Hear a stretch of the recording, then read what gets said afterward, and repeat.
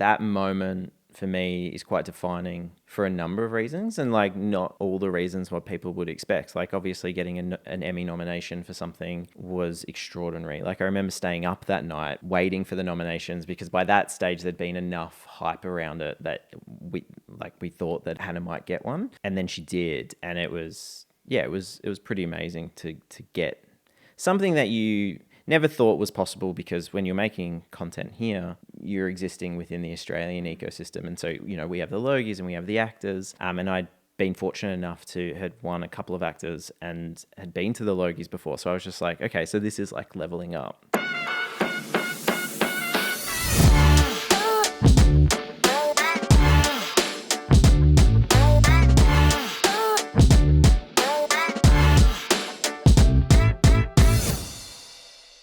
So you're going to be doing more traveling anytime soon? I hope so. I think I'm just like, Eurovision is like a big thing for Dave, not for me. As a fan? Massive. Yeah. Yeah, so we've literally just booked, we've got tickets, like happened yesterday, to the next Eurovision. So I guess I'm going to Europe. It's in Sweden, so in Malmö. Oh, cool. Yeah. You been? I haven't been there. I've been to Sweden. When did I? Again, Hamish and Andy. It's just like all my travel just seems to come back to that. But yeah, so I'm going back to Europe, I think in May, as of yesterday. Dude, that would have been a fucking trip, traveling with those two in particular. Just that lightheartedness and you know, keeping the spirits up and seeing some pretty wild things. It was awesome. Yeah. The one that I saw, I guess it would have been in Peru. Yeah. That ayahuasca experience. Yeah. That was legit, yeah? It was legit. Yeah. And it was legit in that neither of them knew who was going to get it as well. Did we know?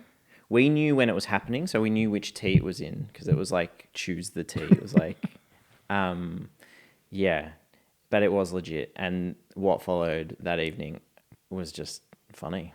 Like, it was pretty funny. Yeah, and you wouldn't even know how to manage that situation until it arises. I think about it now, dude, like that we just wouldn't get away with stuff that we did on that show now. Like, there's just no way that insurance would sign off on it. How did you, like, okay, how would you even get that sign off, or would it just be like, we're not even going to, they can't know about this? No, we always had to get stuff risk assessed, but the boys would make the decision. It was their company. So at the end of the day, there were a couple, I'm pretty sure, that weren't insured, and they just went, that's fine, we can do it. Yeah, like there was a bridge jump in Mostar in Bosnia that was way too high for beginners to do. Like, it's a Red Bull kind of jump off this bridge into the water. Gorgeous place. And we should not have done that. But the boys were like, absolutely, we're going to do sports. that. They are good sports, but I don't know. Again, like, I don't know. I look back on some of the stuff that we did, and I'm like, yeah, we wouldn't do that again.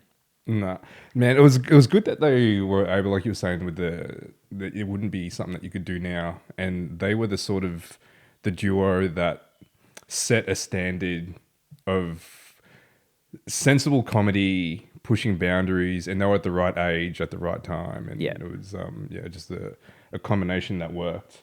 And now, what are they? They're probably not even on radio anymore. They're just doing the podcast. They're doing their podcast. I mean, they've just managed to carve out their careers so well. Like, they were that at the time. But then, you know, Andy's got his own show. He's hosting on Channel 9. Haim does Lego. And so they've kind of branched out. The company behind Hamish and Andy, like, they're still doing stuff as well. Like, Ryan Shelton was part of them too, who's awesome, and he does a podcast called The Imperfects, which is so with good. Hugh Van Salenberg. So yeah, they're all doing cool things. The way that they've been able to carve out their careers is pretty special, but it makes sense. Like, what you see with them is just who they are. Yeah, you know, that's pretty key when you're talking about personalities on TV or just in media, just being genuine. 100%. Yeah, and connecting people through that. Yeah. I think that's are you in touch with them at all? Yeah, I mean, not as much anymore when you're not working with them. Like, I speak to Andy maybe a couple of times a year. It's generally like work related. Yeah. But like, I consider myself friends with them, but you know, it's just Like everyone's doing their own thing. Yeah. I spent 4 or 5 years. I look at that time when I can look at my career now, or if I ever take the time to do it, and I look at those years and I'm like, that was probably the most fun. Yeah. For sure. Just that level of experience, man. Like you don't really get that. I mean, it's pretty unique to television, getting to media, getting to travel like that, and to push boundaries with the sort of shit that you'll be doing. Yeah, I mean, it was ridiculous. Like some of the things that we were doing, not so much the things that we were doing, but the time frames that we would do it. Like I think the first trip that I did, which was in Europe, it was like 47 days because you do a recce first. I was by myself doing a recce with fixers in these countries, and then I'd fly back to the beginning of that recce, which is where I would meet Hamish and Andy and the team, and then you do it again. So like over 47 days, I think I did like 43 flights. So you would have people on the ground already that you correspond with. Yeah. Yeah. So in each country, you would have a person that is from there and that you're kind of relying on to be on your side and to help. Because some of them were like television production companies or they worked within the industry. And then others were just like, oh, we know this person who's great and they can help you navigate Russia, for instance. Yeah. Like Russia was one of those places where you're just going and you don't really know what you're going to get. And you're just putting a lot of trust in this person that you've been speaking to, but you don't really know. But yeah, there's always one person, and then we flew the team over. Yeah. After you've done all the groundwork, you've set it all up. Yeah. So as a producer, can you take me through the process from start to finish, right? So with that, you would work closely with them to develop the concept, or was the concept already there? It was already there. Yeah. Yeah. So for me on that show, I basically was brought in to be the kind of the field producer, if you will. And with like a duo like Hamish and Andy or comedians like them, you're not doing much. Basically, you're just putting building blocks in place for them to just thrive. And like sometimes there'd be stories where I'm like, there's not much here. And then you just see them do what they do and you're like, it becomes an extraordinary. Gold. Yeah. There was one in Sweden, which we did, which was rabbit jumping. And I remember on the day, I was like, it just was not anything that I thought that it was going to be. We thought that it'd be like this packed kind of place. There was like 12 people there. And so we're trying to get people. It felt like a dud on the day. And it was the first story that actually went to air because it was so funny because the boys were able to like just make it hilarious. Yeah. So they had that ability. So yeah, I would, and others, like the team kind of grew from Europe to Gap Year Asia and then South America. But we would just stare at a map and we'd be like, right, how do we make this work over a period of time? Where do we want to go? Can we make something funny in those places? Like you don't get those opportunities much. No, and like you don't even really with them. You don't even need to force that humor. You don't have to look too hard for it. You know, they'll be able to find something entertaining in any kind of situation. And as a producer, you're just like, that's the best because you know that if the building blocks aren't what you thought they were going to be, that Hamish and Andy were just going to make it hilarious anyway. Yeah. You wanted them to be there as much as you could, though, to make their jobs easy, but you knew that there was like a break glass where they would just find funny and not very much. And so, yeah, we would just travel around. And as part of that, you were responsible for all of the luggage. Like we traveled with 30 odd bags, and working with the fixers, you would just try and navigate the pathways to each of these stories whilst trying to forward plan, you know, what your next story would be in the next country with people that aren't actors. So they're just everyday folks that you are liaising with. So, you know, there's a bit of like, it's different to working with actors. And some people will just be like, not show up, or they'll be like, oh, I can't do that day. I'm like, okay, well, our whole trip is based on that day. So what can we do? Like, we can't change our plans.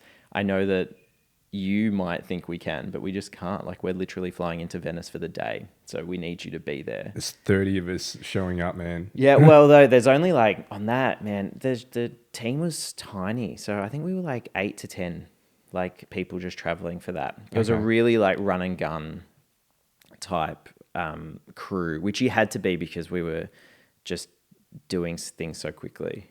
Yeah, so with a show like that, you were saying that, you know, that you have this structure and you have a bit of an idea of the outcome that you want to produce. But then quite often it'll be something, it might just turn out a little bit different, just depending on what you get on the day. Yep. Versus other TV shows like MasterChef or Amazing Race, where there is a tone that they are striving for, and they leave it less in the hands of what they capture that day, and then they will rely more on editing. This is Yeah. me as a person that has no idea. Yeah. I'm looking at it and I'm like, okay, so this is something that's heavily edited. It's accompanied by a score to hit certain peaks and to have this particular cadence that feels almost manufactured. Is there that difference in the type of production? It's an interesting question. I would say that most shows that you're watching have got that kind of touch. Even with Hamish and Andy, like if you go back and watch it, what they got on the day is then edited down to, a small package, and music is added and the story is being told in the edit. And I guess that it's just the shows that you've kind of spoken about, they're much more in that kind of reality competition world where there are real people kind of trying to do things. So maybe there is a little bit more kind of not manipulation, but like there's a lot more editing, I guess, in relation to those shows. But every show has got a post-production. Yeah. And you're just trying to tell the best stories that you possibly can. I haven't actually worked very much in the reality space. Like I did one season of MasterChef, The Professionals, which was the season that not many people watched. And then I realized that, and then I went back to Hamish and Andy. So I kind of never really stayed in the reality space. Having said that though, it's probably the one thing that I watch the most of. Like I love it. Like MasterChef. MasterChef I love. Yeah. Survivor is probably my favorite show. I just think it's a brilliant competition show, but it just says so much more than that as a reality concept. In what I really way? love it. Like the characters that you get and the gameplay basically reflects just humans being in it. I don't know how to articulate it because there's so many incarnations of the show now. And they've just it's in season 45 in the States. And here I think we're up to like season 8 or 9. I should know that because my husband is the EP of it. But I don't. And I'm not saying that I love it because he does it. I was a fan before that. But yeah, it's just a reflection of ourselves on screen. And the gameplay is extraordinary. Yeah, I really enjoy watching the social politics of people who are stranded, competing for a cash prize. Yeah, it's just there's something pure about it. Yeah, I can see that. It's like the rules kind of get made up along the way. When you're talking about the alliances and there's a lot of humanistic type elements and trust and betrayal and then on top of that, there's actually like elements of having to survive, as in you're fucking depleted of nutrition and but that's all real, isn't it? Like I mean, like they're not gonna let you die. No, but as far as as much as I know about it, then like they're not what you're seeing out there is what it is. Like there's not much different than what you're seeing. Obviously, there's a machine behind it, and there has to be certain cameras and stop-startiness to it, but yeah, they're not given things off camera that we're not seeing. Like they are surviving out there. Okay, so they are actually fending for themselves. They're going to eat what they catch. 100%. Okay, Yeah. shit. Take us through that moment when you found out that you were nominated for an Emmy for your work on Hannah Gadsby's Nanette. Sure. I mean, it was incredible. I would say that like that moment for me is quite defining for a number of reasons, and like not all the reasons what people would expect. Like obviously getting an Emmy nomination for something was extraordinary. Like I remember staying up that night waiting for the nominations because by that stage there'd been enough hype around it that we thought that Hannah might get one, and then she did, and it was pretty amazing to get something that you never thought was possible, because when you're making content here, you're existing within the Australian ecosystem. And so, we have the Logies and we have the actors. And I been fortunate enough to had won a couple of actors and had been to the Logies before. So I was just like, okay, so this is like leveling up, which was awesome. And, you know, for something like Nanette, which was an extraordinary piece of work that Hannah put together, I was just thrilled that they, you know, were starting to receive that. But then also I could like tag along for it. Yeah, it was great. Like, best 72 hours of, or like the whirlwind trip.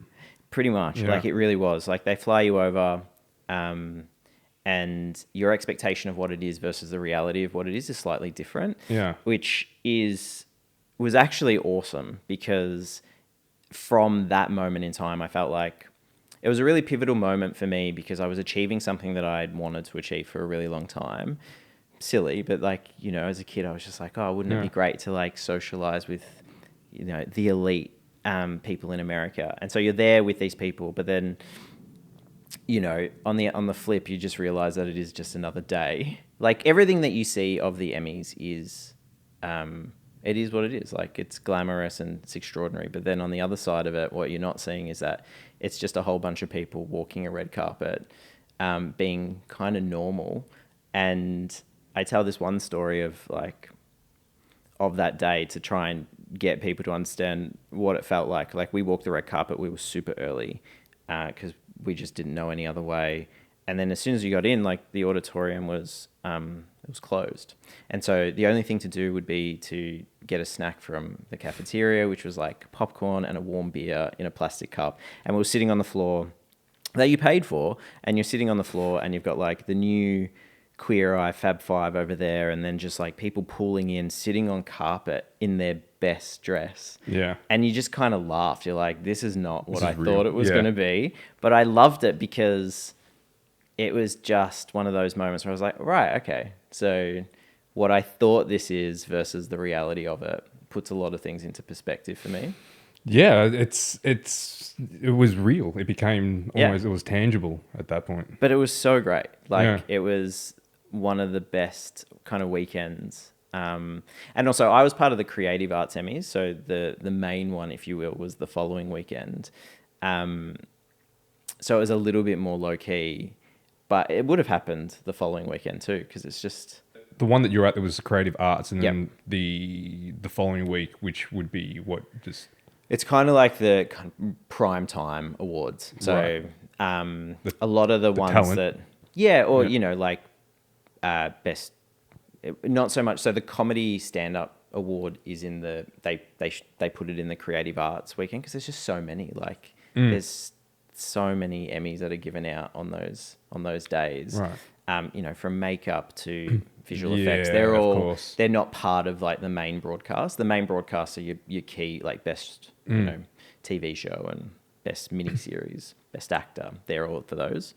But you know, I'll take Creative Arts. It was a really fun time. Was that high on the radar? Because you studied media at uni in television production. So when you're studying at that point, was it already on the radar? Was it like, this is a target, I'm going for this?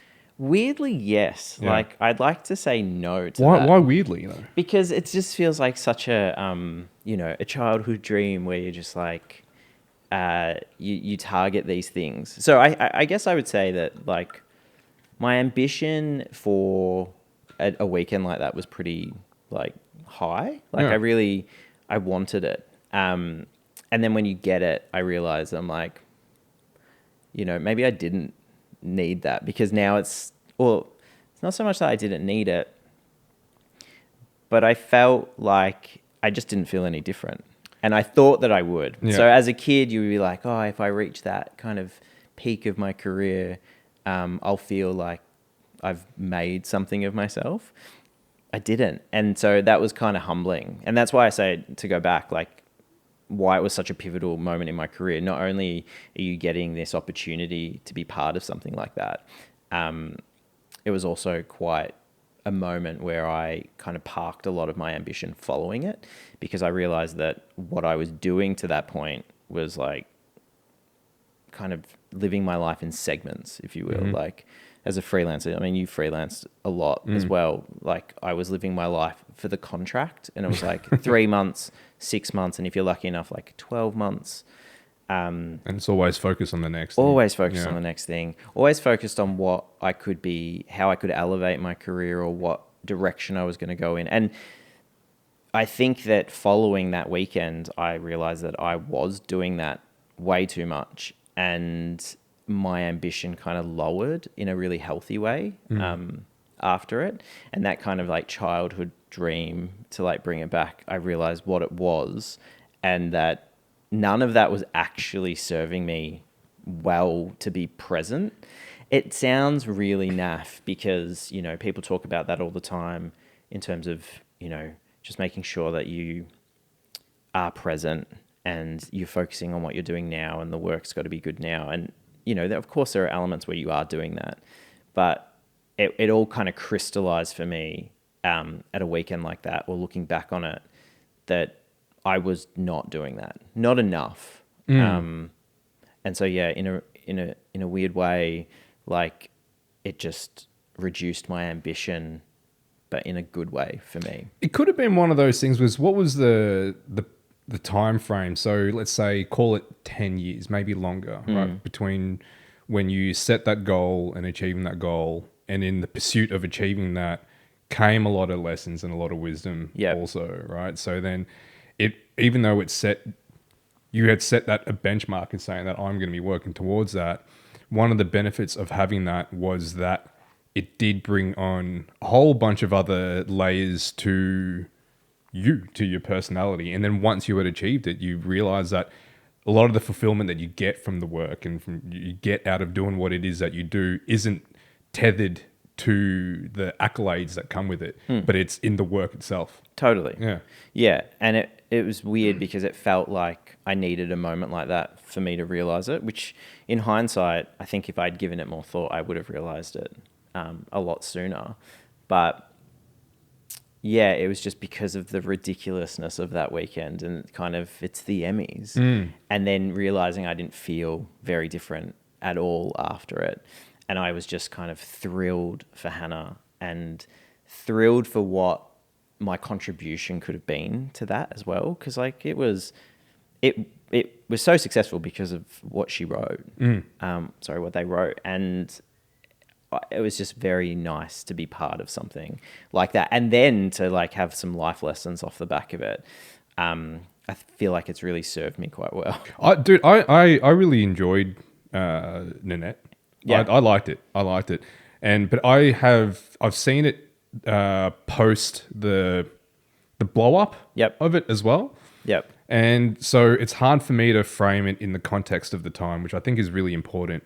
And you know, it was commentary of society and culture at a time that almost was the catalyst of that dialogue, right? You're talking about, you know, when was it? It was in when 20 would have been like 5 years ago. Yeah, like 2018. And then so now looking back and watching it, just recently. Yep.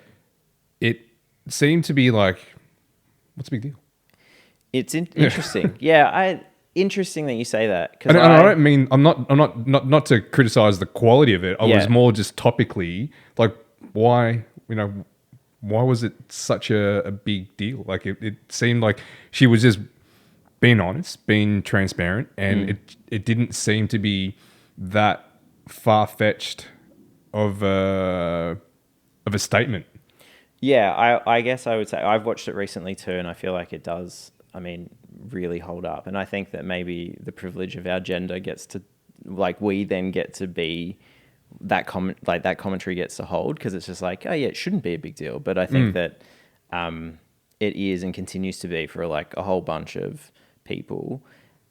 Maybe not as like intense of that moment, because it was released at a time which the world, like, it was that Me Too moment, right? So like it was released at that time, and which then just gained this huge traction. But yeah, as I say, like, I watched it recently and I feel like it's still pretty powerful. Yeah, absolutely. Yeah. And it definitely holds up. I think the one thing that I love about it the most is like, it is just this perfect like the writing in it. And I feel like I've watched it. I mean, I can't say this as a matter of fact, but I feel like I've watched it more than most. And every time I watched it, I've probably seen it more than 30 odd times, just through the process of making it. And the comedy in it and the writing in it is just the most extraordinary thing, which I think got actually lost because of what Hannah was able to achieve at the end and what people were talking about. And I know there was like this whole kind of chat about, is it comedy or whatnot? And that was kind of tangential and boring for me. But because I just was like, if you dissect it or you just look at it, it's just the most perfect hour of comedy, which then kind of obviously changes. But yeah, what Hannah was able to do with it was awesome. Yeah, it's like her presence is felt, her cadence it's on point, the delivery's like it's all as a piece of work. It was great. It really was. Her cadence, like it's great that you recognize that too, because like it's so perfectly pitched in terms of the rhythm of that show, and like that's where I feel fortunate as a producer working with comedians like Hannah or Hamish and Andy. Like there is this, you just don't have to do much, like, you know, and there's, you know, so many varieties of producers. Like I feel like I'm one of the producers. Like there's obviously your real creative producers, right? If you're going to put them in buckets, there's like super creatives, and then there's your like business entrepreneurial producers, and then there's like filmmakers who get things made. I would put myself more in that bucket, kind of like reaching into the other two, but knowing where I sit. Give us examples of those, just so I can. Sure. Yeah. So like a compartmentalize that. creative producer, that's, I mean, it's kind of exactly what it means on the tins. Like they're the ones that spark those ideas, or they're writers and they're like crafting these ideas. They don't necessarily get way down in the nuts and bolts of how a thing gets made. They're like creative forward producers. And then there's the people who are producers, like to get the money effectively, or to, which is an art in itself, and to navigate all of the funding partners and trying to pull together the funds to create to meet the vision of it. And then there's, and this is not, you know, a science, it's just something that makes sense to me. Then there's like filmmakers, producers, who, that's where I identify, where basically you can take the creative, you can take the money that's kind of come from the other two, and then you know how to make it, and then you build the team around it. You're not necessarily the best at any of those things that you're building the team, but hopefully you're working with people far better than you, who know how to do it, and you're just pulling this team together, and you know the stages of what gets a show delivered on budget, on schedule, so the networks are happy. So I would say that I'm much more that producer, which like who reaches out into the other two and wants to be better at the other two, but I'm also aware of like my strengths.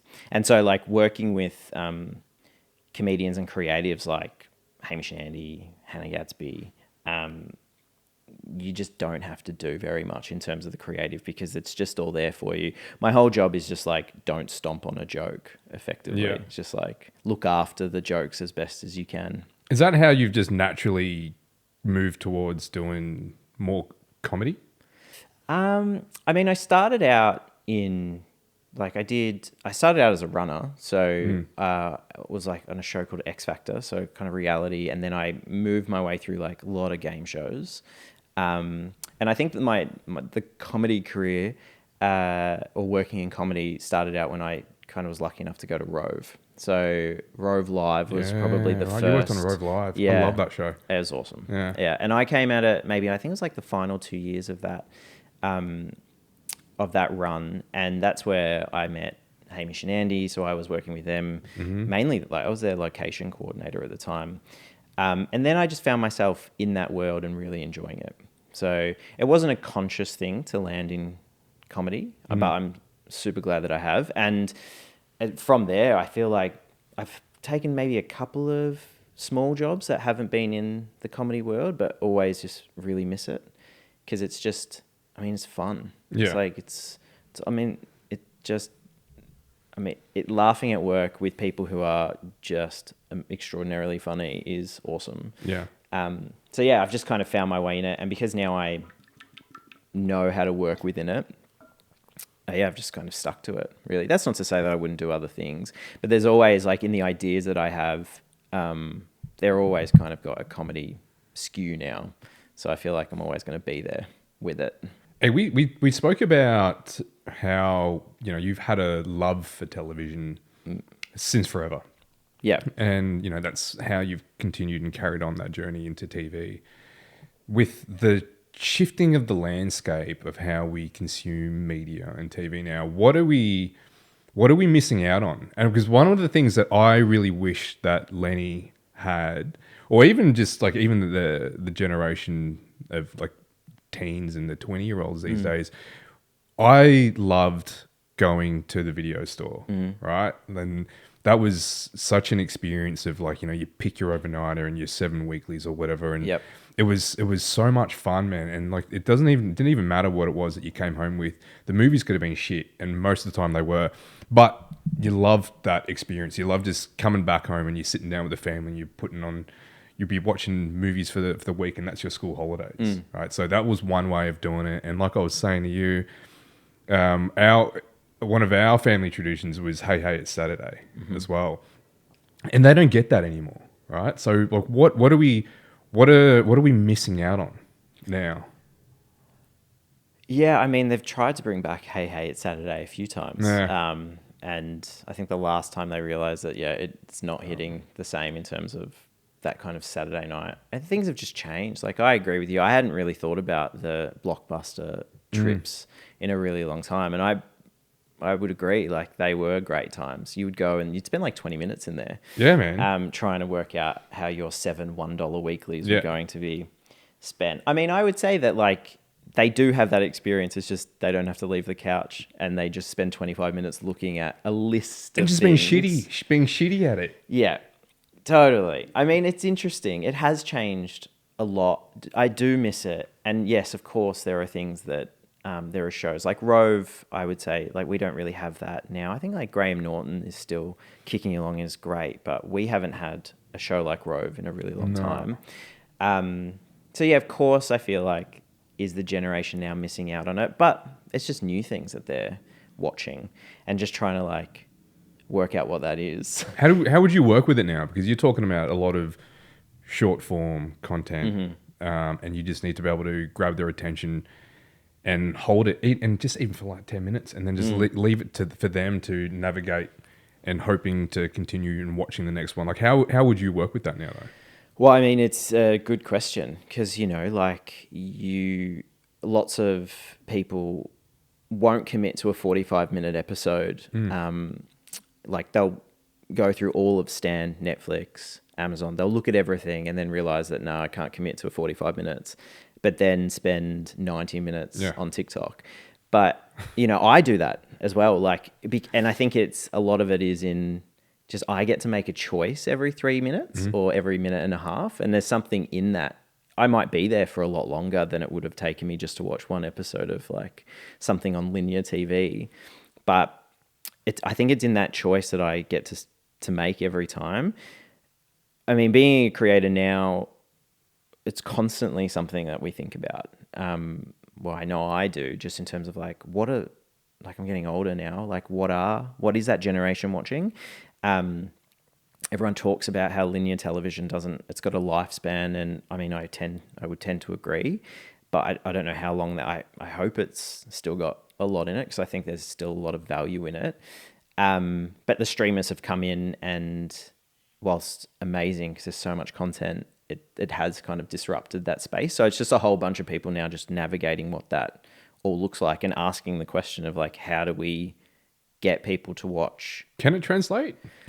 Like, going from, when you talk about linear TV, it is the weekly broadcast at the same time? Scheduled. Yeah. Yep. So like, it can also be kind of cable, I guess. Foxtel would be kind of linear TV, in that like there's a schedule for what's on. Obviously, they've got their kind of streaming wings, like Foxtel's got Binge, and so you can get things when you want them. But it's effectively like that scheduled television. And ratings are year on year going down, and it's just because there's just so many other ways to consume things. So like the overnight ratings, which were hugely important and still are. Then, you know, the importance is now shifting to catch up numbers and making sure you have a holistic view of what the ratings are. Yeah. They're the numbers that I think that we're moving towards, because people's viewing habits are just so different now. It could be a generational thing. I like to watch shows that I can really get into and give it time and space to breathe. Yep. And You it don't like to doesn't. binge shows? No. Okay. I don't have time. I don't. Yeah. I don't have time. I don't have energy more than time. Yeah, like yeah. I will be able to. We can't even fit in a 45-minute episode. Yeah. It'll be 20 minutes here and there. Yeah. But no, I like to give shows space and time to develop and but it doesn't seem like that Netflix agrees with that. Like, you know, that they will pump a show, give you a season, and it could be awesome, and then before you know it, it's gone. And it's so disheartening. It's almost like I don't want to invest myself in a show, but then the catch is, and then if you don't invest in the show, it'll never get made in the first place. Yeah. So then the type of content that is going to be popular, I think I haven't seen it yet, but apparently the Squid Game, It's awesome. the TV show, Yeah. I've heard. Like, Yeah. how is it? How is it different? I mean, like, talking about binging a show, they've released. It's actually a really good example of how the landscape is constantly changing. Like, Netflix have been that company that like throw down a whole season of things. That's been the way that they've done it. You know, Amazon do it slightly differently. I think that they start with 3 to get you in, and then they go weekly, yeah. or, you know, there's kind of variations between them. But Squid Game's a challenge. They dropped 5. Yeah. And then they dropped 4, like 4 days later. And like now I'm hanging on waiting for this last one to drop, because they realized that no one wanted, you need to give people an opportunity to like catch up and not be spoiled. Like the ending to be spoiled for you. So I was like super chuffed that they've changed the way that they drop that. Like a hybrid. Yeah. Yeah. Okay. But yeah, I mean, yeah, talking of binging things, I watched 4 episodes last night. That was that's the what same. they gave me. I wanted to put it on, and I was just on the couch with Lenny, and he wasn't interested, which is surprising because I think the kids have really caught on to it. I have no idea how. It's all over TikTok. It's Yeah. And then when I was speaking with Ryan about it, he said, he binged to all of them. Like, shit, okay, I'll give it a go. Yeah. Just more out of curiosity as to Yeah. how it was. I thought that, like, for me with Squid Game, I wanted to see if they were going to do a game show out of it. It's like, I think that death needs to be on the line. I want to see, man, if I want to see people willing, what are you willing to do for money? How far were you willing to go? Yeah. I mean, yep, that is a show that would never get made. I understand. Well, yeah. I think that they actually dealt with it quite well. Like, there's a campness to the way that people die in this version. I will watch it, so don't give away too much. Oh, no, it's just in terms of the squibs that they're wearing, and, you know, as soon as they're out of the game, they do die in the game. I think they've navigated that really quite well. I mean, it might be an unpopular take, but I'm happy to die on the hill. Like, I prefer this to the scripted version of the show. Like, I think there's so much more for me in this version of it. There's so much more humanity on display. And there's just so much more, there's a lot of drama, but there's just so much more textures to this version of the show that I didn't get from the scripted one. Yeah, with the scripted one, I don't know how well you can actually capture or represent how we would actually interact given those circumstances. That's what I'm saying. Like, what are people willing to do if their life was actually on the line? Like, we will never know. Totally, but I don't even think you need to go that far. Like, and I do think that they achieve part of that. Like, there are some, and I won't spoil it for anyone, including yourself. Like, there are some moments in this game later on where I am shocked at decisions that people make for $4.5 million. Like, absolutely. Like, I just got goosebumps thinking about one in particular. All right. Because and this is the beauty of the company that made it. Like, they've crafted these stories and these characters so well that I feel like I know them. Out of 400 or so characters that they had, they've made me care about a number of them. And so when you get to these key moments, it's just like, I can't believe that decision has been made. And it's a real insight into what someone would do for cash. And that's why I think I will always have like a real affection for reality TV. I know there's a lot of it out there that I probably don't like and don't watch, and it probably pushes far beyond what I'm comfortable with. But when it's done well, yeah, I'm into it.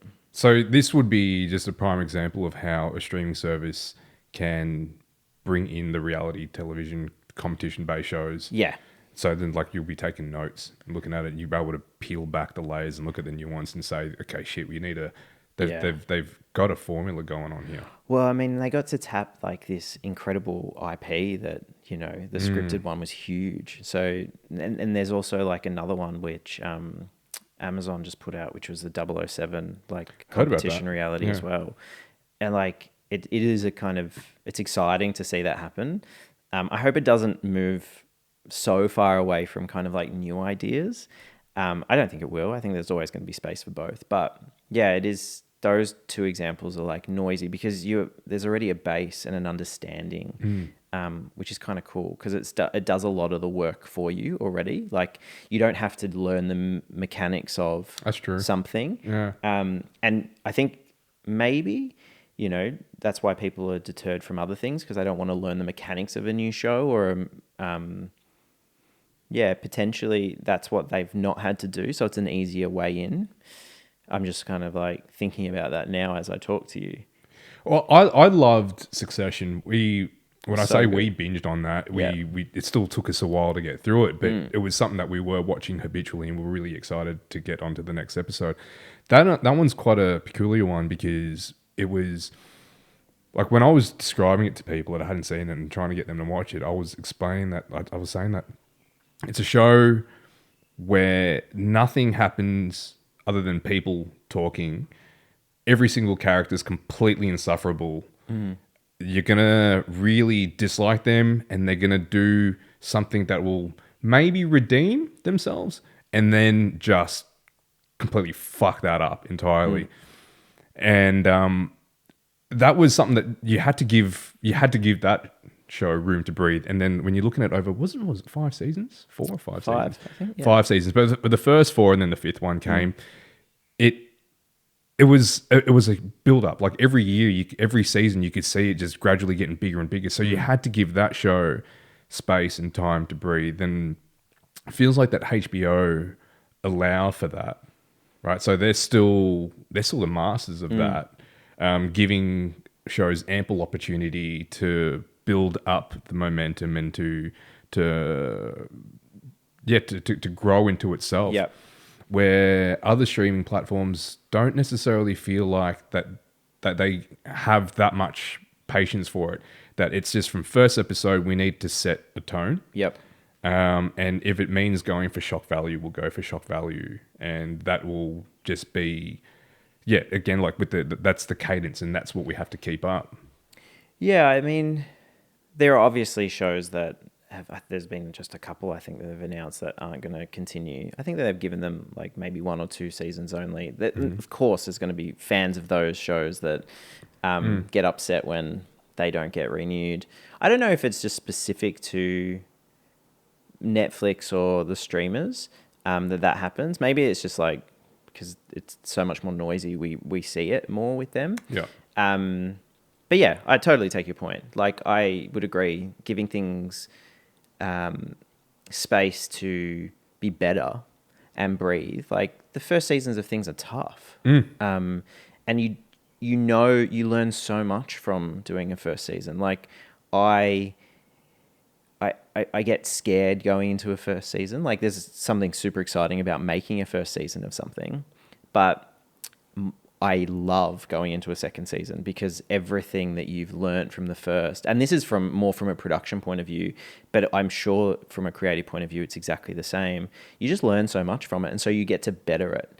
And it's a shame that if there isn't that kind of space to do it, but then it's a business, right? So like if the eyeballs aren't there and people are finding that they're leaving a show 3 or 4 episodes in and that the metrics are telling you that that's what's happening. Like, I don't see what...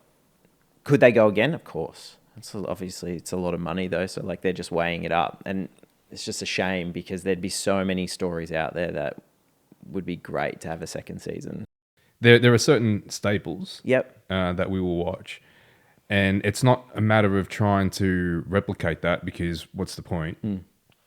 But where's the tension between developing something that is going to challenge people, be more either thought-provoking or more emotionally evocative versus something where they're just going numb to it and just being a passenger in that experience?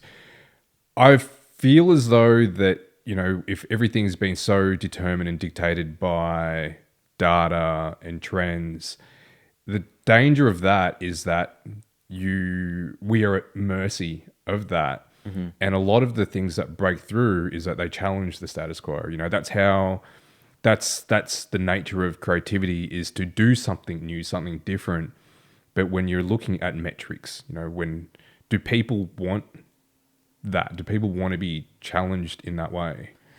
Yeah, I mean, it's really interesting because I reckon I could fall on both sides. Like, I love that the algorithm knows me in relation to when I click on a streaming platform. I like being fed things that it feels like it might give me.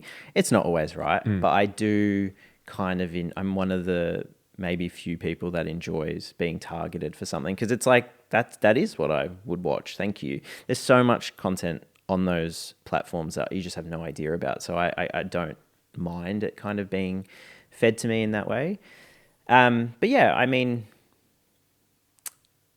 I see your point for sure that like there isn't the metrics that are behind, like we'll never know them. So like there's not really a huge amount of transparency behind any of the streamers at the moment in terms of what people are watching. Like obviously Netflix have now started releasing hours watched or minutes watched, which I look at those numbers and I was like, I think that's good. Like that seems like that's a hit show. But it's all coming from internally as well. So it's like, I don't really know where those numbers are coming from or what they actually mean. More transparency on that would be awesome. But yeah, I don't think that I mind it as much as maybe some other people do, because there is value in knowing data on someone, right? And then like making something that then services that. Yeah, so if you're going to be pitching a show, yep, and you're looking at getting funding, how open to risk? I can't imagine that people that are going to be coughing up money are going to be open to much risk. Like it feels as though that when you're looking at trying to strike the next big thing, you know, when we're talking about with Squid Game, for example, I don't know if they envisioned that it was going to be such a hit. Yeah, totally. But it was just something that came out of left field. You know, the tension between developing something new to break new ground versus just going through that same formula and developing something that has proven to work. Yeah. You know, how do you, as a producer, how do you resolve that tension? Like when you're coming up with a TV show, talk us through your thought process around that. Yeah, I mean, you definitely think about both. And before I answer that, like I would say that they are still doing that. Like the last thing that I worked on when I was at Guesswork was Deadloch. And that would have definitely been a swing for Amazon. It was a new genre that the Cates had kind of come up with. You know, a crime noir with comedy hasn't really been, like there are some that have done it, but not in the way that they were pitching it. And it was definitely a risk involved in how that was going to be received. And I think that now that that's been on air, like it was great. You know, it turned out perfectly for them. And I'm so glad it did, because like on paper, I guess you would look at a concept like that and be like, oh, is this too much of a risk? But Dave and I at the moment definitely think about what audience will want to watch, and then also what is new and exciting. And it's just trying to find a balance for that. Like, we're obviously a very new company. We're like 2 months old.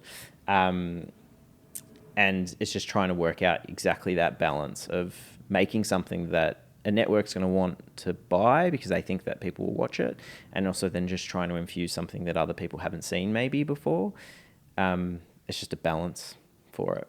So when you structure a show, developing a concept, do you have networks in mind? Like, is a formula for a TV show for networks, is it going to differ much from that to streaming?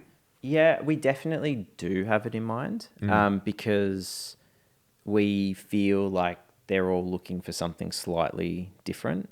And so we at least want to go into the idea knowing that it might have a home. Yeah. I'm sure, like, we definitely have some other ideas which are kind of bigger picture, and then maybe if this kind of venture takes off, we might revisit, because I can't really see an immediate home for them. But once you've got some runs on the board and, you know, a little bit of cash behind you, you could potentially go into those bigger swing zones. But at the moment, we're definitely, trying to work out what each individual network might want from us, and then how our skills kind of can translate to it. Because, you know, like, Dave is much more competition reality, I'm much more comedy. How do we combine the two or work within those spaces? Like, I don't necessarily want to work in scripted as much as I have in the past and love it. I consume it a lot. It's just, at the moment, we just kind of want to play to our strengths. And part of that is just, trying to come up with an idea of what they want, which is not always easy because it changes as well. Yep. Yeah. And I think that's what I have trouble trying to get my head around with that particular tension of, you know, what do people want versus what it is that we're being fed. Yeah. Because I heard that, you know, I think it was on another podcast talking about was the the Fast and the Furious movie, how that was shot and cut in a way with just bang, bang, bang, just a lot of short cuts. And delivered in the same way that we consume media now in TikTok, right? So, you know, it's a few seconds. So it doesn't give the story like or a particular in any area to breathe. It's that they're expecting that the viewer to be passively just there and taken in, and then when I heard that, it just took me straight to Idiocracy. And have you seen that? No, you should watch it, man. Do you know Idiocracy? No. Oh my god, Where is it? Back in 2008 ish. Okay. It was such a stupid movie at the time, where it was had Owen Wilson. Right.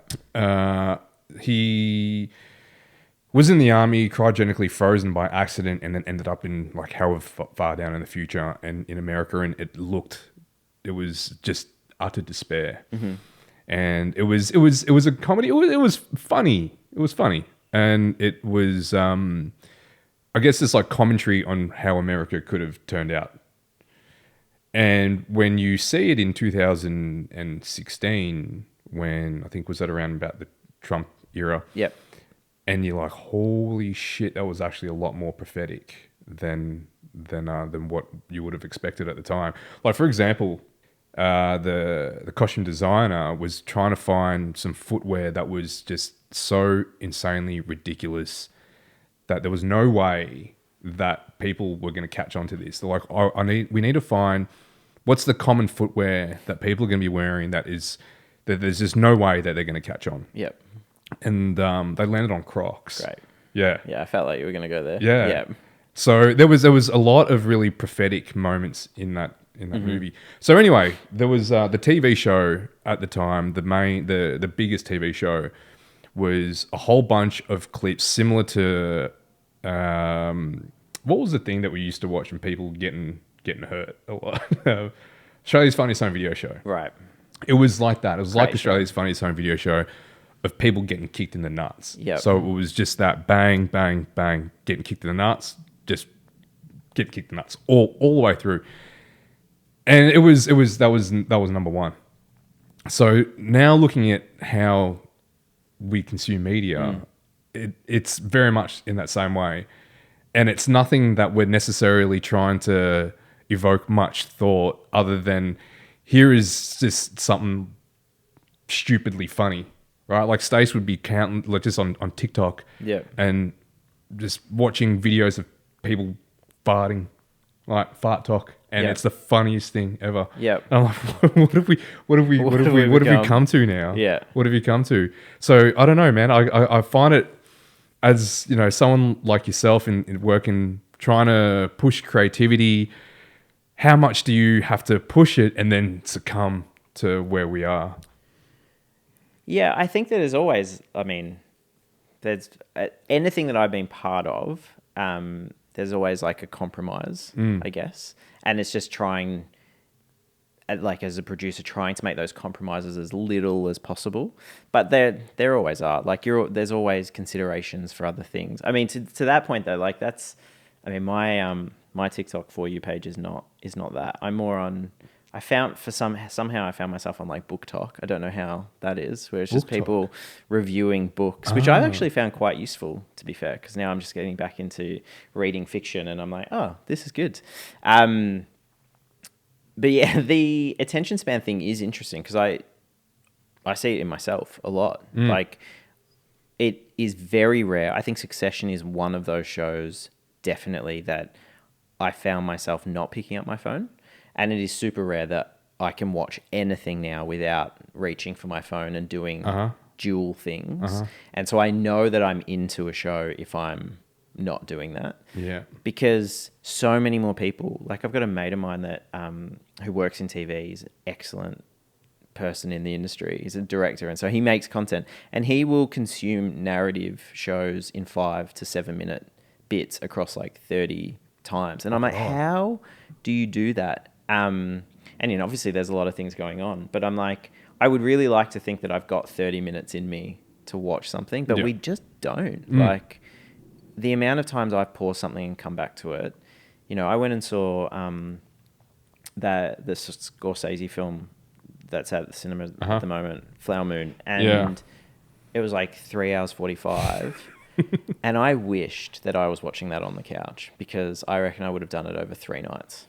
Yeah, that's what we did with what was the other one that he did? Irishman. Yeah. Yeah, that was done over a course of a week. Yeah. Which is probably horrible for the creators to think that. Like he didn't even want an intermission because he didn't want the experience of the thing that he created to be interrupted that way. Man, I would have loved. That's fair. That's fair. It is fair. I don't think 100%. The Irishman. I don't think it needed to run as long as it did, though. But that's who am I to say? You know, like I mean, I say that about most things at the moment. Like, where's that sweet 90-minute movie anymore? Like, I look at run times every single time I go to the cinema now because I know if it's pushing over 120 minutes, I'm going to second guess it, which is kind of weird because most films now do run. But I get excited at something that is a sub 100 minutes. Okay.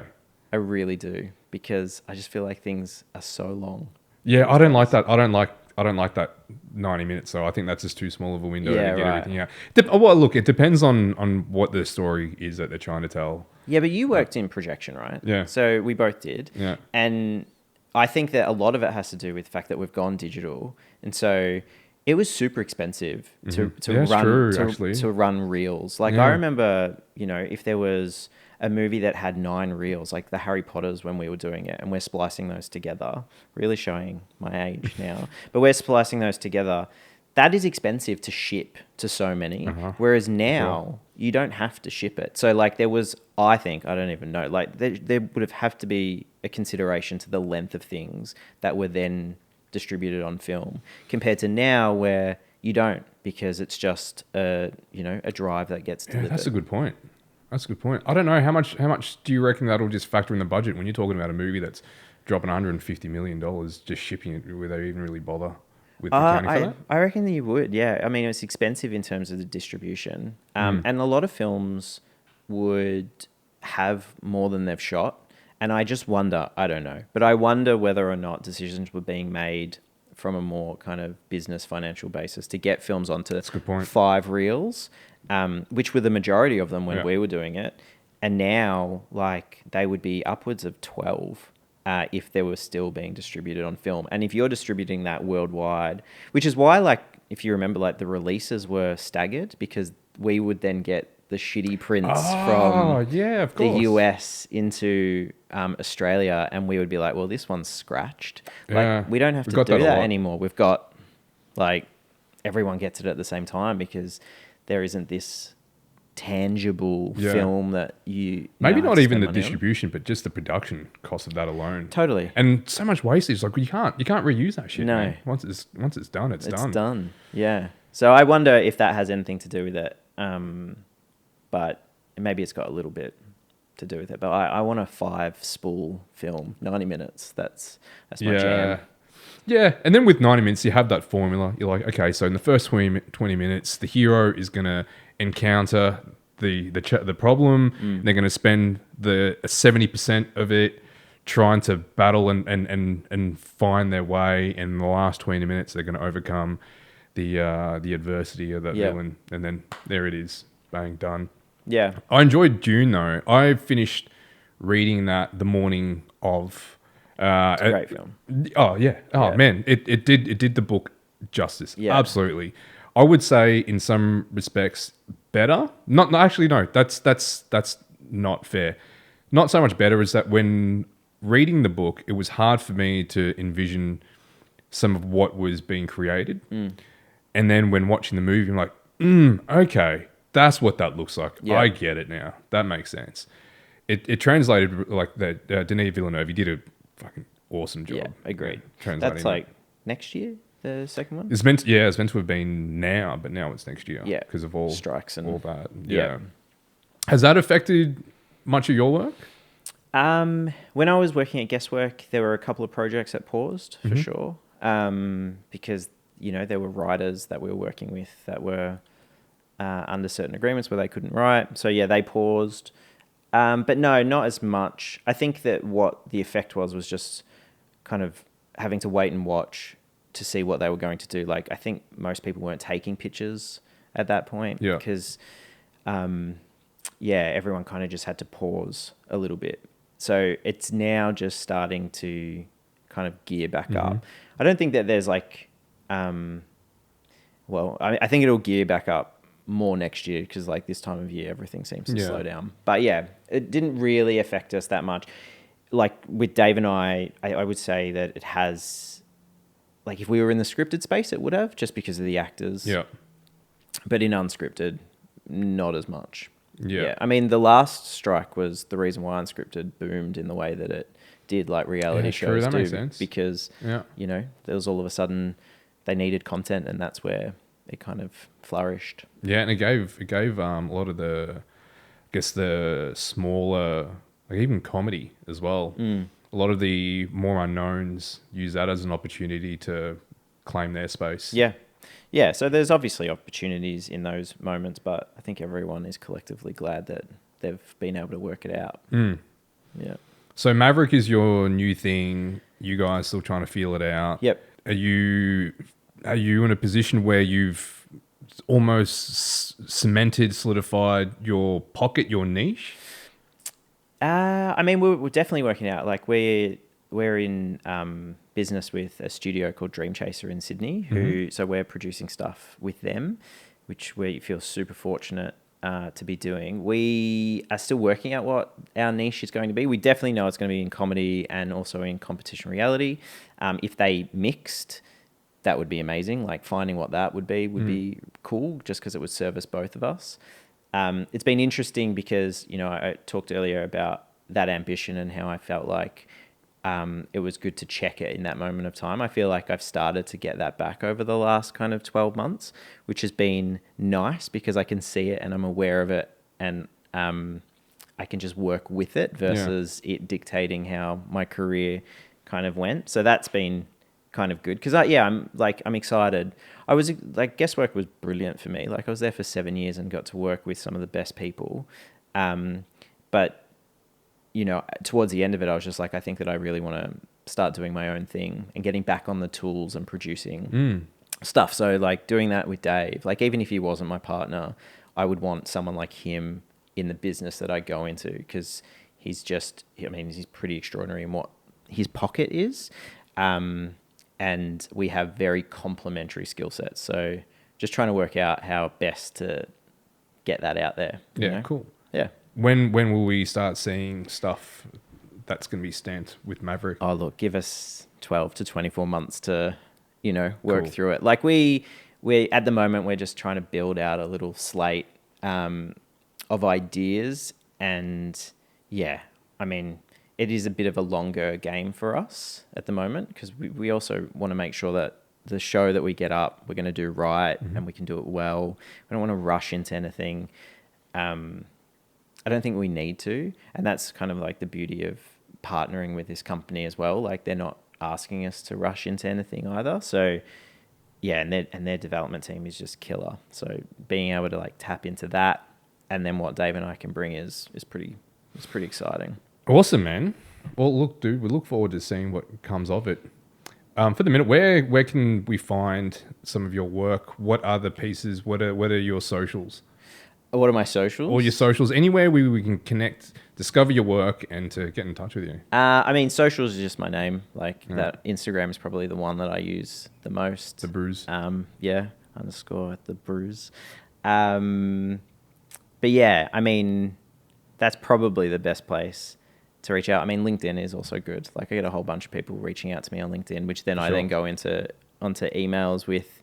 But yeah, I mean, the one thing that I would say, like, I feel like people should go and watch Deadloch. I'm pretty proud of that show at the last, when I was at Guesswork. It was pretty cool. Where can we find that? That's on Amazon Prime. Yeah, sick. Yeah. And yeah, in terms of Maverick, just, I guess it's a watch this space. Yeah, sweet. Yeah. All right, man. Thank you so much, man. That Cheers, man. That was a fun chat, dude. Pleasure.